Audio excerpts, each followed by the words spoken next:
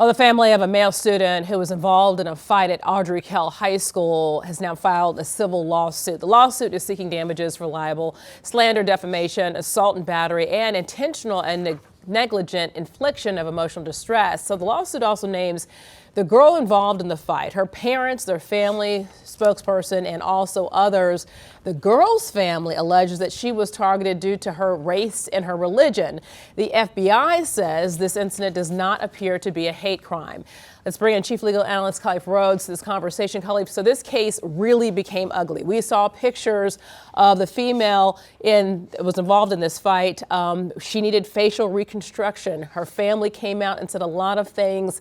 It really played out in media, and we're learning more about the fight that took place on school campus. But right now, this is a civil case from the male who was involved in this fight. Yeah, this is a civil claim brought by his family. And I mean, obviously, because he's still a juvenile, towards the family of the female that brought out the original allegations against him. And as you mentioned in the opening, there are a number of claims that are in here: assault, battery, and negligent and intentional infliction of emotional distress. I mean, those are serious allegations to bring forth. But what is telling is CMS is not listed. You know, the school itself is not listed. Right. No administrator from the school is listed. You really have the female, you have her spokesperson, and you have someone in her family. And those are the types of things that rush to judgment, right? Mm-hmm. We're in that quick cancel culture. So when folks originally saw her injuries, everyone was labeling this kid as the aggressor. You know, he's this football player, he's this big athlete. Well, how could he have done that to this lady? Right. But when you look and read some of the allegations they have in here, they're saying, well, both of them were involved in this.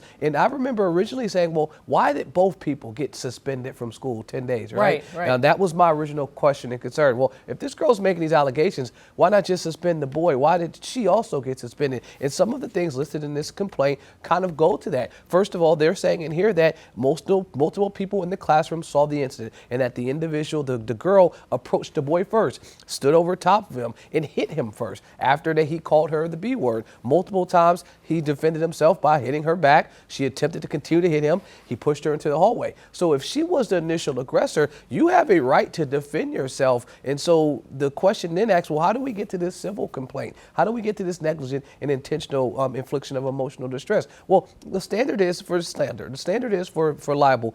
You knew or should have known that the statements that you were making about me were false, right? Well, you guys had this press conference. You had the conversation with your client. You know that if she told you exactly what they're alleging in here, then you knew or should have known that the statements that you're making are false. So now we have a breakdown or a miscommunication between client, and spokesperson, or right, client and a young lady and her family. Because if these things played out as they're alleging in this complaint, they shouldn't have been on TV saying 99% of the things that they were alleging, because she was the original aggressor, as what they're mentioning here. So my question to you is, looking at this civil case, what are the hurdles that this family can face of getting this civil case to justice? Well, I mean, the hurdles is the standard for the libel portion and slander portion is that knew or should have known, because he's or she's not a, or I should say he is not a public figure. You don't need that actual malice. But they even allege in here actual malice, that the things that were said and done to this young man were done with the intention to hurt him, that was done with the intention to hurt not just him, but his name, his likeness, his image, that they wanted to bring him down with these types of statements, showing pictures of him being, they had said, arrested, even though in the complaint they said